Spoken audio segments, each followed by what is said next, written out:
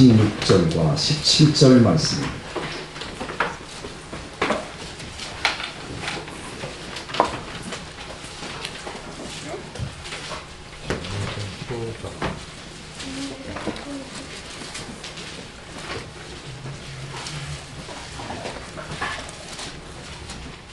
디모데후서 3장 16절과 17절 말씀을 교독합니다. 모든 성경은 하나님의 감동으로 된 것으로 교훈과 책망과 바르게 함과 의로 교육하기에 유익하니 이는 하나님의 사랑으로 은혜를 하며 모든 선한 일을 행하기에 온전케 하려 합니다. 아멘. 오늘 설교에 대해서 여러분에게 한 가지 양해를 드리고 설교를 하려고 합니다.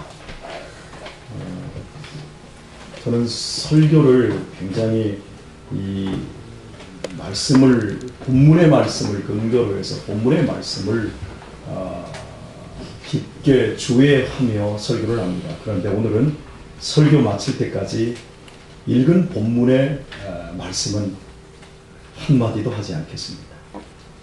그리고 설교를 합니다. 종교개혁 500주년을 기념하며 지난주까지 총 8번의 설교를 통해 개혁의 핵심 내용에 대해 살펴보았습니다. 이제 오늘부터는 실제 종교개혁을 주도했던 7명의 인물과 그들의 개혁 활동에 대해 매주 한 명씩 알아보려고 합니다. 위클리프, 후스, 루터, 츠빙글리, 멜랑이톤, 칼빈, 웨슬리가 그들인데 오늘은 첫 번째로 존 위클리프를 알아보려고 합니다. 종교개혁의 새벽별이라고 불리는 존 위클리프는 1320년 영국의 요크셔에서 태어났습니다. 그는 옥스퍼드 발리올 대학에서 수학하여 석사학위와 박사학위를 받습니다. 하나님의 말씀을 통하여 심령의 큰 변화를 받은 위클리프는 19세의 어린 나이에 회심을 경험하게 되었고 회심한 후 발견한 진리를 전파하기 위해 자신의 전 생애를 예수 그리스도의 복음 사역에 바치게 됩니다. 14세기 영국 교회 역시 매우 타락해 있었습니다. 타락의 원인은 로마 캐톨릭의 부패 때문이었습니다. 교황은 자신을 그리스도의 대리자요 교회의 머리라고 말하는 거짓 교리를 만들고 면죄부 판매를 증가시켰습니다.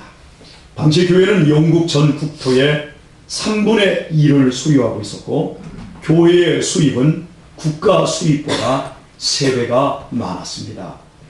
교회의 부가 많은 이유는 돈 많은 귀족이 자기들의 죄를 용서해 줄 뿐만 아니라 죽은 사람의 혼령을 위해서까지 미사를 드려준 데에 대한 대가와 연옥에 대한 교회의 잘못된 가르침 때문에 많은 부를 교회에 헌납했기 때문이었습니다.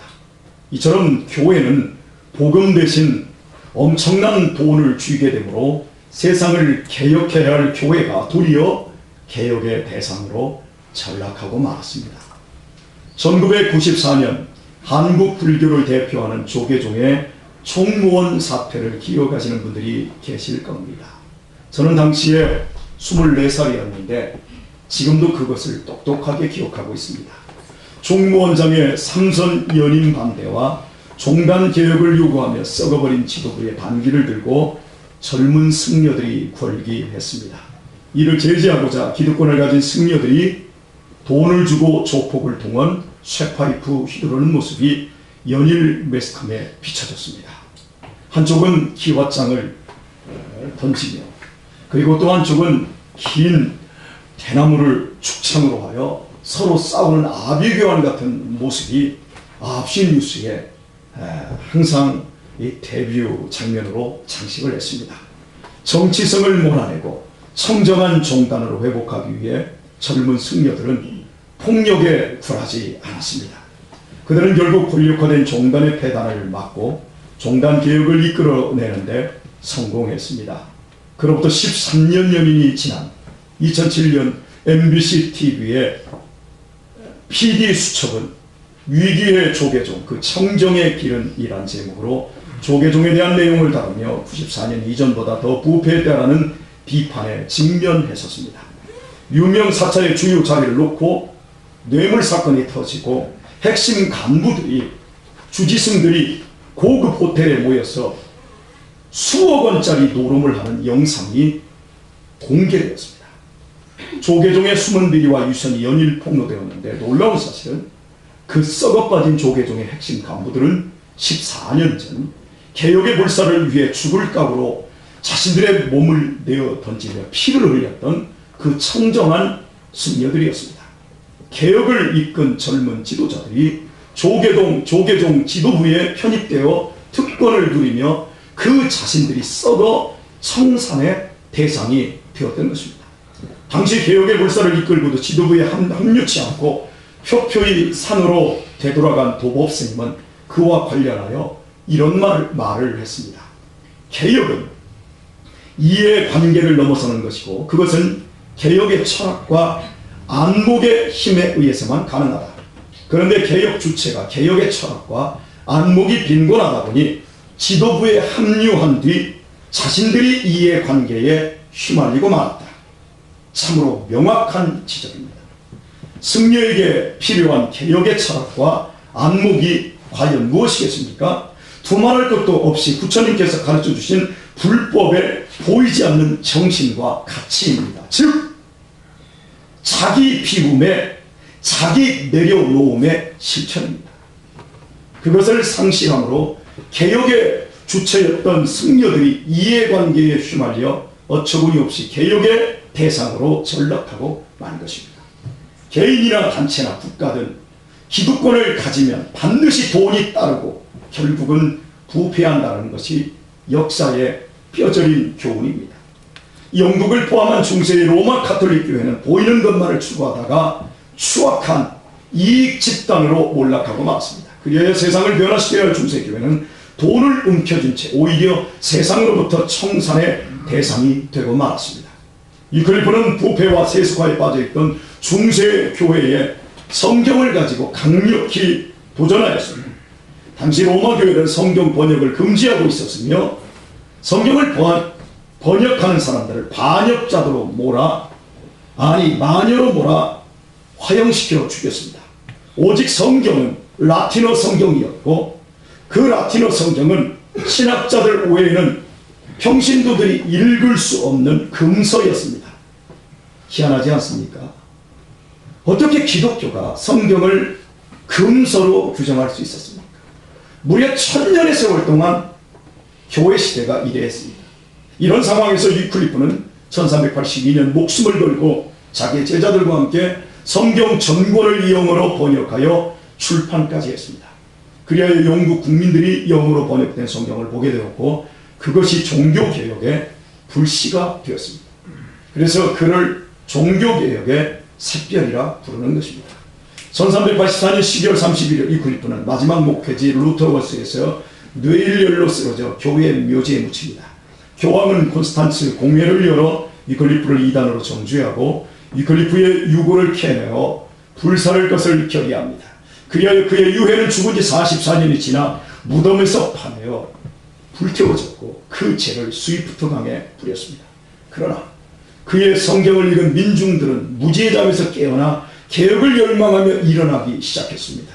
이렇게 개혁은 성경 번역에서 출발했습니다. 즉 하나님의 말씀으로 돌아가는 것이 개혁입니다. 고치자 캠페인하는 것이 개혁이 아닙니다. 성경으로 각자 한 사람 한 사람씩 돌아가는 것입니다. 말씀대로 믿고 말씀대로 살기 위해 그 시대의 법과 제도를 거스르는 그것이 개혁입니다. 옆 사람하고 한번 인사할까요? 아 그렇군요. 한번 인사합시다.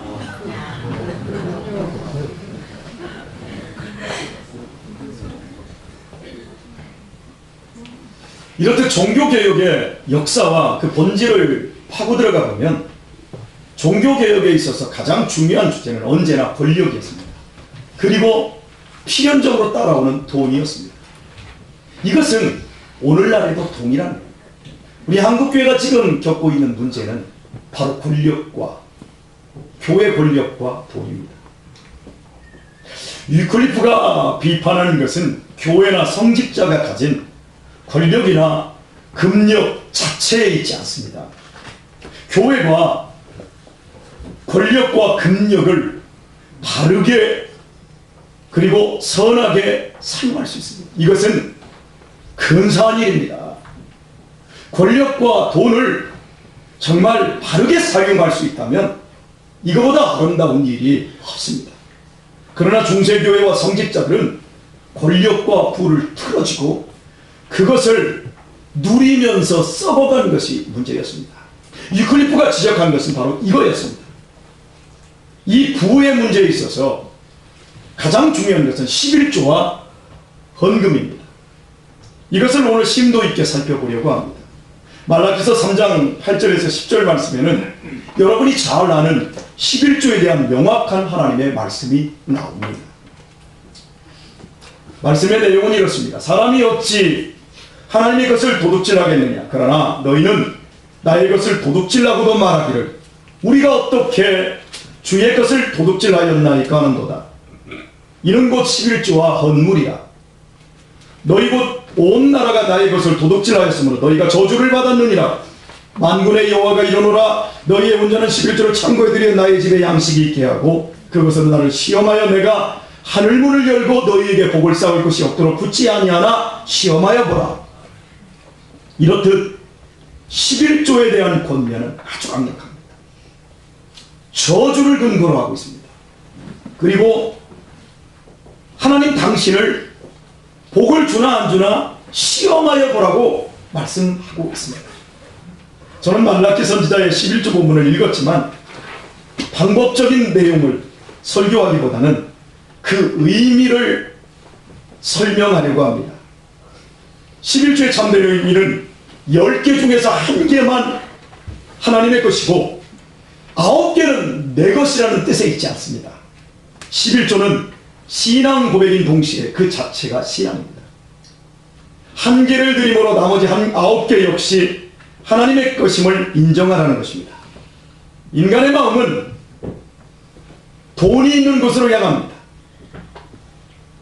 판사도 돈이 있는 곳으로 향하고 의사도 사람을 살리는 치료하는 이런 모든 것들은 명분으로 가지고 있지 사실은 병원도 돈 장사하고 있습니다.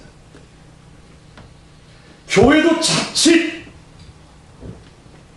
목사도 자칫 돈 장사하는 장사꾼으로 변할 수 있습니다. 인간의 마음은 돈에 가 있습니다. 돈은 인간 생활의 힘이고 돈은 인간 생활의 자랑이고 목표입니다. 돈은 신앙입니다. 그래서 성경은 돈을 만몬신이라고 부릅니다. 돈을 신앙하는 그 마음이 하나님을 의지하는 마음으로 바뀐 사람만 11조를 드리는 것이 가능합니다. 그러므로 11조는 자신이 구원받았고 하나님의 자녀 되어 온전히 하나님의 소유된 것을 믿는 사람만 드릴 수 있습니다. 온전한 11조 생활은 결코 쉽지 않습니다. 왜냐하면 11조는 분명히 현실적인 손해이기 때문입니다. 수입에서 10 중에 하나를 나누지 않으면 세상에서 그것 가지고 할 수 있는 일이 많이 있습니다. 그것을 저축한다면 노후가 든든할 것 같기도 하고, 예를 들면 그렇습니다. 저희 교회 200에서 한 300짜리가 제일 많은 것 같은데요. 30만 원을 기준으로 해서 30년에서 40년을 11조를 정확하게 하면, 아니 그것을 정확하게 안 하면 30년 40년이면 너끈히 집 한 채는 살 수 있는 돈입니다. 이렇듯 열의 하나를 내 마음대로 쓸 수 있다면 인생을 훨씬 풍요롭고 그리고 여유롭게 즐기며 살 수 있습니다. 그래서 못하는 분들이 많습니다. 11조만큼 물질의 여유가 줄어들기에 틀림없는 손해입니다. 그러므로 11조를 드린다는 것은 둘 중에 하나입니다. 계산을 못하는 바보든지 아니면 정말 하나님을 믿는 사람이든지 둘 중 하나입니다. 바보가 드리지는 않겠지요. 참된 신앙의 결단, 그것이 11조입니다. 그러므로 11조를 드리는 사람은 손해를 볼지라도 하나님을 믿음으로 살겠다라는 고백을 가진 것입니다. 세상이 돈을 의지하고 살아가지만 돈이 아닌 나만큼은 하나님을 의지하고 살겠다라는 세상과 믿음의 경계선이 11조입니다. 믿음으로 두려움과 손해를 감수하고 11조를 드리더라도 문제는 또 있습니다. 물질적인 손해를 많이 보게 되는 경우 시험이 옵니다. 야, 11조를 드렸는데 하나님이 지켜주시지 않네. 그 이중으로 손해만 받네. 이러면서 갈등하고 시험이 됩니다. 이렇게 11조는 손해라는 두려움을 넘어야 할 수 있고 중간중간에도 반복되는 시험을 끊임없이 극복해야만 가능합니다. 이 시험을 못 넘기면 결국 11조를 하다가도 중간에 포기하게 됩니다. 가까이에 있는 큰 교회에 장로님께서 11조를 안는다며 알만한 분이 안는다며 속상해하는 젊은 목사님이 계십니다. 말하기도 뭐하고 이렇게 말씀하시더라고요. 온전한 11조를 드리느냐 못하느냐는 그 당사자의 신앙 양심과 일생에 지대한 영향이 주어집니다. 11조의 현실을 극복하지 못한 자가 신앙이 자라나고 마음의 평안을 갖는다는 것은 불가능합니다. 그리고 인생이 풀리지 않을 때마다 내가 11조 떼먹어서라는 고통스러운 자괴감에 시달려야 합니다. 더욱이 나이 먹고 죽음의 자리로 가까이 나아갈수록 하나님을 만나야 하는 일이 불안해집니다. 반면 11조의 갈등을 극복한 사람은 삶이 흔들리는 광풍이 불어도 자유롭고 떳떳한 양심과 굳건한 믿음이 있기에 하나님께서 인도해 주실 것이라는 기대와 평안을 항상 가지고 있습니다. 그리고 그 믿음 역시 어떠한 상황에서도 무럭무럭 자라나게 됩니다. 온전한 11조는 물질만 가지고는 삶이 절대로 풍요로워지지 않음을 아는 사람만 드릴 수 있습니다. 내 삶과 내 가족을 든든하게 보호해주는 보험 역시 돈이 아닌 전적으로 하나님께 있음을 고백함이 11조입니다. 하나님께서 나와 내 가족을, 내 자녀들의 미래를 지키시지 않는다면 파수꾼의 경성함이 허상입니다. 돈이 귀하고 더 커 보이지만 우리가 믿는 하나님은 돈과 비교할 수 없을 정도로 크고 귀하신 분이십니다. 돈이 신뢰를 주지만 절대로 하나님보다 믿을 수 있는 것은 아닙니다. 오직 하나님만이 내 생명의 주인이십니다. 나의 구원은 오직 하나님께 있습니다. 죽음이 와도 두렵지 않으면 돈 때문이 아니라 오직 나의 하나님 덕분입니다. 이런 실제적인 차원 때문에 하나님께서 11조를 도둑질과 저주와 관련시켜 강력하게 명령하고 있습니다. 그런데 11조에 있어서 난관이라고 할까요? 문제는 또 있습니다. 11조를 하나님께 드린다고 하지만 여러분 어디 하나님이 받아가시는 것을 보신 분 계십니까? 헌금 시간에 하나님께서 내려오셔서 제가 봉헌 기도하면 직접 거두어 가시던가요? 제가 여기서 기도만 해놓고 이 뒤에다 갖다 놓지요. 저 집으로 안 가져갑니다. 이제 예배 끝나면 우리 재정부 장로님들이 이거 가져가셔서 추념을 하시지요. 예. 여러분이 다들 아시겠지만 하나님께 드린 헌금은 교회가 한 푼도 남기지 않고 다 써버립니다. 하나님께 드려본 적이 없어요. 하나님께서 직접 오셔서 직접 받아가신다면 우리 중에 안 낼 사람 있을까요?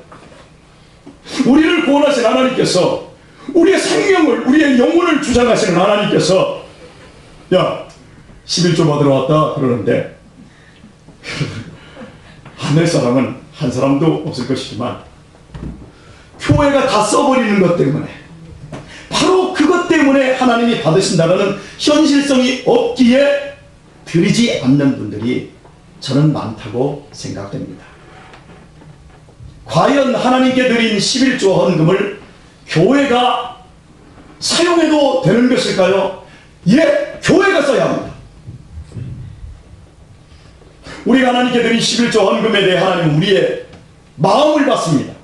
즉 우리의 순종하는 신앙을 받습니다. 그리고 실제적인 돈은 교회가 사용합니다. 그렇게 하는 것은 굉장히 성경적입니다. 민수기 18장 21절에 보면 11조의 용처를 밝힙니다. 내가 이스라엘의 11조를 레위 자손에게 기업으로 다 주어서, 다시 한번 그 부분을 읽도록 하겠습니다. 내가 이스라엘의 11조를 레위 자손에게 일부만 기업으로 주어서가 아니라 기업으로 다 주어서 그들의 하는 일 곧 회막에서 하는 일을 감나니, 이렇게 말합니다.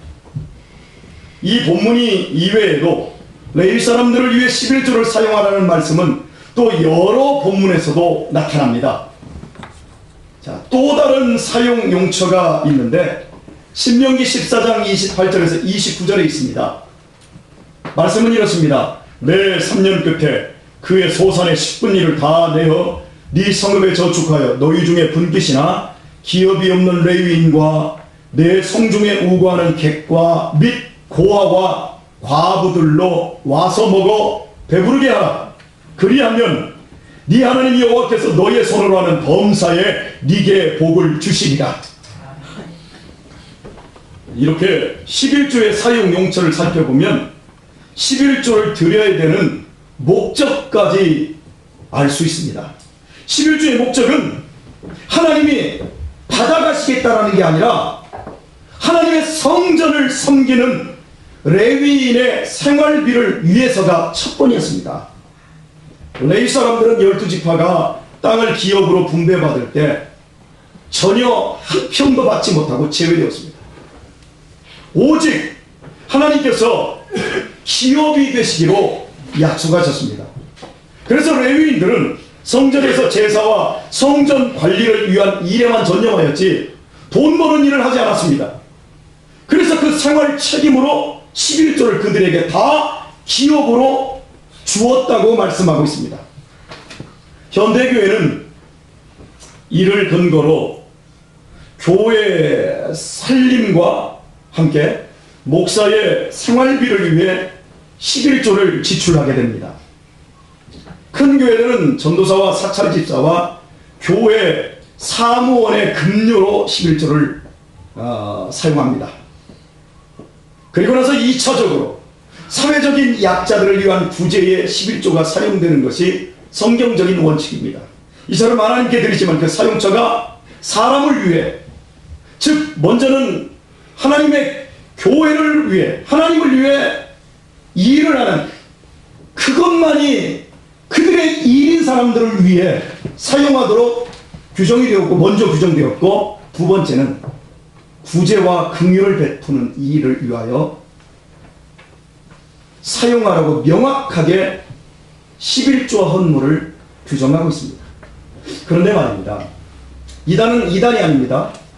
제가 알고 있는 교회 중에는 재정부에서 재정을 이렇게 관할할 때 담임 목사님 그 11조는 무조건 레위인에게 드리라 했기 때문에 11조는 목사님에게 가야 한다고 아예 봉투를 뜯지도 않고 목사님에게 다 드리고 감사헌금, 구제헌금, 선교헌금을 가지고 교회를 운영하는 교회도 있습니다. 이것은 지나친 겁니다. 지나치게 확대 해석한 것이고 편중시킨 것이죠. 치우친 것입니다. 예. 자, 마태복음 23장 23절에서 주님께서는 11조에 대해 이렇게 말씀하셨습니다. 화 있을진저 외식하는 서기관들과 바리새인들이여, 너희가 박하와 회향과 금채의 11조를 드리되 율법에 더 중한 바 정의와 긍휼과 믿음은 버렸도다. 그러나 이것도 행하고 저것도 버리지 말아야 할지니라 말합니다. 11조는 구약의 율법이기에 안 해도 된다고 하는 11조 무용론을 주장하는 사람들이 많습니다. 특히 우리 젊은 사람들이 그런 얘기를 많이 합니다. 그리고 젊은 사람들 중에는 11조를 못 배우거나 않는 분들이 참 많아지고 있습니다. 그러나 주님은 박하와 회양과 근처의 11조까지 드림으로 정의와 긍휼과 믿음을 버리지 말라 하셨습니다. 박하와 외양과 근채는 채소과의 식물들입니다. 특히 근채는 우리가 지금 먹는 부추라고 하는 거 있지요. 부추라고 하는 이 정말 작은 이 채소인데 그런 것까지 11조를 떼라고 예수님이 말씀하셨어요. 여러분, 이런 시시한 것까지 11조를 드리라는 이유는 11조의 정신인 정의와 긍휼과 믿음 때문이라는 거예요. 앞에서 살펴본 것처럼 11조를 드리는 그 자체는 신앙의 참된 표징입니다. 그리고 땅을 받지 못한 채 하나님의 일을 감당하는 레위 사람들에게 11조를 쓸 수 있게 하심은 정의입니다. 공평 속에서 정의를 행하는 겁니다. 나는 일하면서 내 생활 대책을 세우지만 저 제사장 부르빈 레위가 나를 위해서 대신 하나님을 섬기며 기도하는 사명을 감당하고 있기에 내가 그들 덕분으로 내가 살고 있으니까 저 사람들이 나를 위해서 말씀을 연구하고 말씀을 정확하게 나한테 전해주는 사명을 하고 있으니까 나는 돈을 벌어서 그 사람들이 계속해서 그 일을 할 수 있도록 해주는 것, 이것은 정의입니다. 그리고 사회적인 약자들에게 11조를 나누면 안 해도 되는 일인데 그걸 불쌍히 여기서 하는 일이니까 그건 긍휼입니다. 하나님께서 우리를 안 구원해도 되는데 우리를 긍휼히 여기사 우리에게 십자가의 대속의 은혜를 주신 것처럼 우리도 그 긍휼을 행하는 것, 그것이 11조의 정신 속에 있습니다. 과거뿐만 아니라 오늘날 그리고 미래에도 하나님을 섬기는 전문 사역자들과 사회적 약자들은 계속 존재할 것입니다. 그러므로 11조는 신앙과 사회 정의와 긍휼을 위해 계속 되어야만 하는 것이지요. 결국 11조는 부로부터 파생되는 쾌락을 누리지 말라는 거예요. 그리고 누릴 수 있는 걸 누리지 말고 믿음으로 나누는데 초점이 맞춰져 있는 것입니다. 그래야 썩지 않는다는 거예요. 그러므로 성도는 온전한 11조를 위해 믿음의 힘을 내야 하고 교회는 이것을 성경적으로 사용해야 할 의무가 있습니다. 두 개가 적당히 어울려야 됩니다. 그리할 때 11조를 드리는 성도나 교회나 하나님의 계속되는 복 속에서 핍절치 않는 부흥을 경험하게 됩니다. 그러나 11조를 모으는데 초점이 맞추어지고 면죄부까지 팔아서 돈을 끌어모으고 그것을 누리려고만 한다면 교회는 반드시 중세 교회처럼 부패하게 됩니다. 마찬가지로 성도가 11조를 드리지 못한 채 돈의 마력에 끌려간다면 결국 그 삶의 열매 역시 돈이 주는 쓰라림을 경험하게 됩니다. 안타깝게도 지난 주일에 등록교인 10만 명, 재정 규모가 1천억에 달하는 초대형 교회의 담임 목사직이 세습된 것으로 인해 매스컴과 인터넷은 이를 성토하는 내용으로 시끄러웠습니다. 여러분들도 대부분 다 아실 것입니다. 그 아버지 목사님께서는 올 초까지 한국교회의 모범이 되기 위해 세습은 없다 말했고 그 아들 목사님 역시 4년 전 교회 개혁을 위한 세미나의 강사로 나와 교회 세습을 죄라고 주장하며 자신은 절대 세습을 하지 않겠다고 했습니다. 그랬던 그를 부자는 세습을 통해 한국교회를 세상 도마 위에 올려놓는 만행을 버젓이 저질렀습니다. 여러 내용은 차치하고라도 그 문제의 핵심은 대기업 오너같이 되어버린 목사의 권력과 엄청난 돈입니다. 제어되지 않는 권력과 돈의 힘은 이렇듯 개혁과 직결되는 가장 중요한 주제입니다. 저희 교회 역시 대형 교회에 비하면 매우 적은 금액이지만 여러분이 드린 11조와 헌금이 매주일 모입니다. 그리고 그것으로 교회를 운영하고 저 한 사람만이 11조와 헌금을 사례비로 받아 생활하고 있습니다. 이 교회를 개척한 이후 지금껏 저는 양식이 없어서 굶거나 돈이 없어 비굴해 본 적 없이 잘 살고 있습니다. 여러분은 11조 헌금을 드림으로 하나님께 믿음을 보이셨고 동시에 하나님만을 기업으로 삼은 저에 대한 정의를 행해 주셨습니다. 그 점을 늘 고맙게 생각합니다. 8년 전에 제 사례비가 처음 인상되면서 드디어 사례비다운 사례비를 받을 수 있게 되었습니다. 그러면서 제 삶에 약간의 여유가 생겼습니다. 그 약간의 여유라고 하는 건 더 이상 제 아내가 마이너스 통장을 쓰지 않아도 한 달의 살림을 할 수 있는 정도의 여유였습니다. 그때 여러분도 아시다시피 저희 부부는 우리 사랑하는 유신이를 저희 부부는 가슴으로 낳을 수 있었습니다. 그리고 5년 전 두 번째로 사례비가 인상되었을 때 2명의 아들을 더 얻을 수 있었습니다.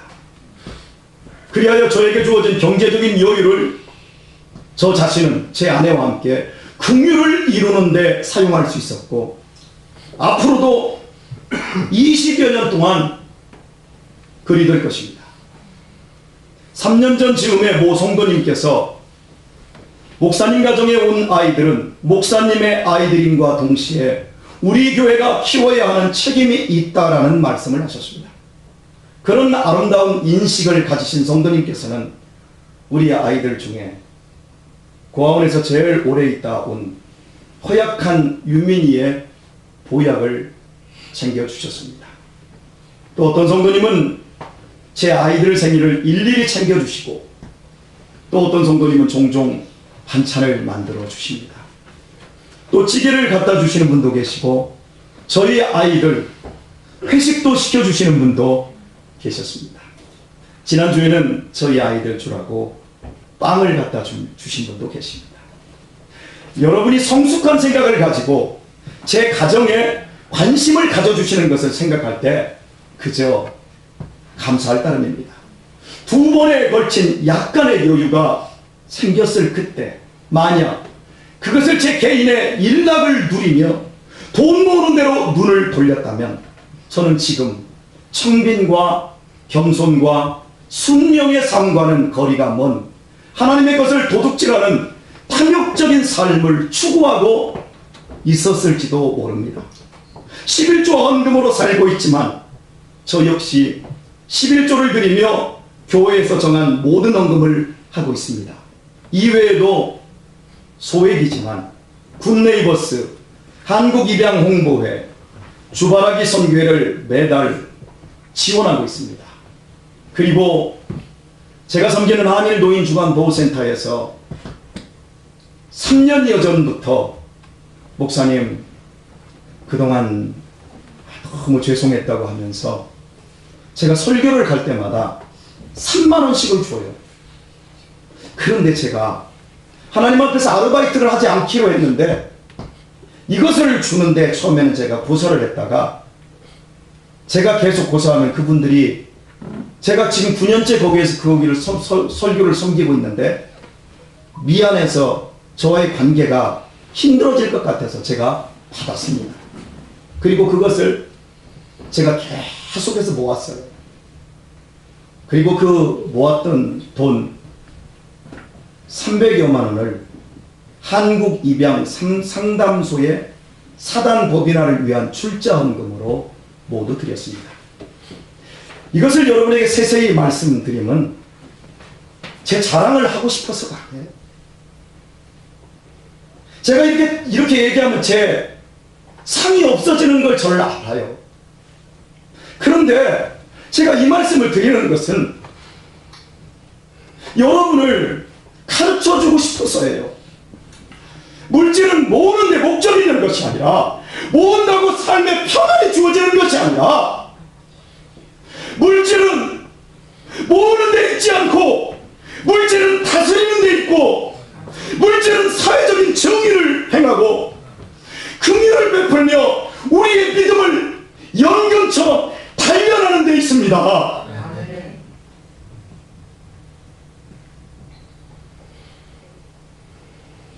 말씀을 실천할 때만 썩지 않고 하나님의 은총과 행복과 평안과 안식과 위로를 누릴 수 있습니다.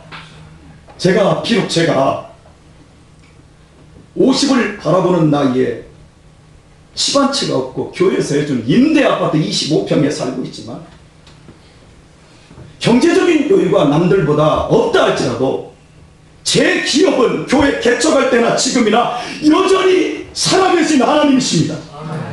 그리하기에 저에 대한 정의를 실천하는 여러분의 고단한 삶을 위해 저는 하나님께 담대하게 기도할 수 있습니다. 그리고 제 오늘 이런 형편을 여러분에게 이야기할 수 있어요. 지금껏 제 아내가 그 어려움 중에도 살림하며 목사의 이런 뜻과 제 아내가 더 선한 마음을 가지고 함께 이 사역에 동참해주고 있는 이 모습에 저는 늘 제 아내에게 감사를 갖습니다. 어제도 오늘 입양 모임을 갑니다. 그 입양 모임의 새로운 아이들을 위해서 제 아내가 옷을 다 사왔더라고요. 제가 그런 모습을 보면서 어떻게 그런 애들까지 챙기나 싶어요. 그런데 그걸 기쁨으로 챙기는 그런 모습을 보면서 우리 가정에 하나님이 복 많이 주시겠다. 여러분, 제 자신이 입양부터 교회 개척부터 그리고 입양 그리고 제 어머니의 대수변을 받아내는 그 삶, 오늘에 이르기까지 어떻게 제가 이런 결정을 할 수 있었던지 생각할수록 이는 한치의 오차 없이 저를 이끄시고 또한 여러분과 우리 교회를 살아가시는 하나님의 완벽한 섭리임을 깨닫지 않을 수 없습니다. 돈은 모으는 데 목적이 있지 않습니다. 돈은 있는 만큼 쓰고 없는 만큼 못 씁니다.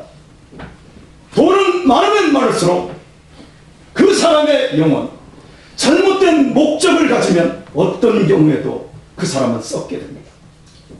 돈은 세상적인 낙을 누리기 위해 있지 않고 사람을 섬기고 살리는 데 있습니다. 오직 하나님을 섬기는 일이 유지되고 세상에 소외된 영혼들을 향해 나누며 복음을 전하는 데 있습니다. 하나님의 명령대로 성도와 교회가 순종할 때 우리는 하나님의 복락을 누리며 한 번밖에 없는 인생의 믿음의 승리를 거둘 수 있습니다. 성경은 우리 인생을 복되게 하는 완전한 진리입니다. 우리가 성경을 붙드는 한 절대로 잘못되지 않습니다. 당장은 손해갔지만 결코 손해보지 않습니다. 손해를 안 보는 정도가 아니라 하나님의 은혜와 복을 체험하며 성공적인 한평생을 살 수 있게 됩니다.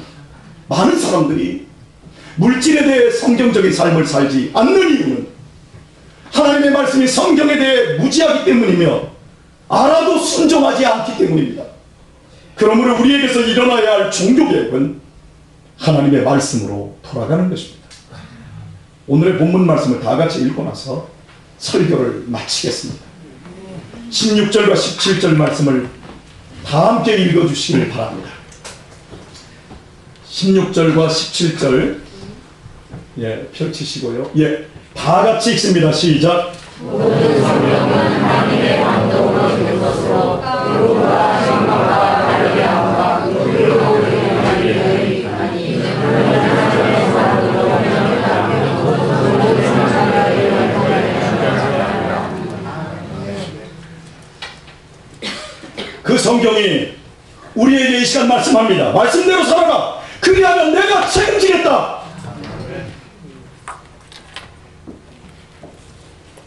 찬양 하나 드리고 함께 기도했으면 합니다.